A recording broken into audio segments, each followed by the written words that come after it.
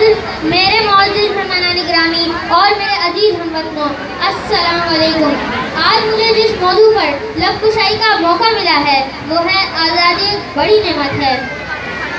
اے وطن تجھ سے نیا عہد وفا کرتے ہیں، مال کیا چیز ہے ہم جان فدا کرتے ہیں، سرخ ہو جاتی ہے جب سے چمن کی مٹی، اسی موسم میں پھول کھلا کرتے ہیں۔ اے نگہبان وطن تیرا نگہبان خدا، شہر کے لوگ تیرے حق میں دعا کرتے ہیں۔ جناب صدر، جب ہم آزادی کی بات کرتے ہیں اور اس بارے میں سوچتے ہیں تو ہمیں یہ احساس ہو جاتا ہے کہ آزادی واقعی بڑی نعمت ہے۔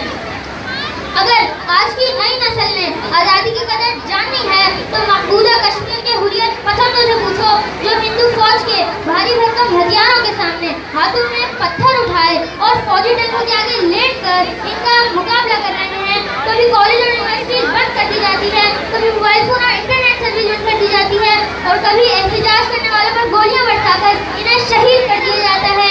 جناب صدر، اگر آزادی کی قدر کوئی جاننا چاہتا ہے تو فلسطین کے مسلمانوں سے پوچھو، جہاں آج بھی قابل اسرائیل انہیں ان کا حق دینے کو تیار نہیں۔ اگر کوئی آزادی کی قدر جاننا چاہتا ہے تو برما کے مسلمانوں سے پوچھو، جہاں انہیں گاجر مولی کی طرح کاٹا جا رہا ہے۔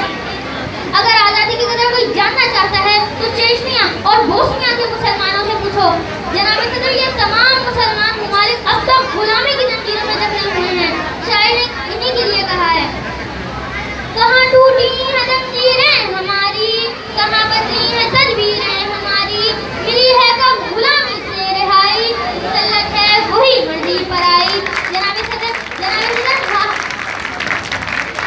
صدر، ہم کیوں نہ کہیں ہم آزاد ہیں؟ اس لیے کہ ہم آزاد فضا میں سانس لے رہے ہیں۔ یہ آزادی حاصل کرنے کے لیے قائد اعظم محمد علی جناح کی قیادت میں لاکھوں مسلمانوں نے قربانیاں دی، اپنے گھر بار زمینیں جائیدادیں چھوڑی اور آگ و خون کے دریا عبور کیے۔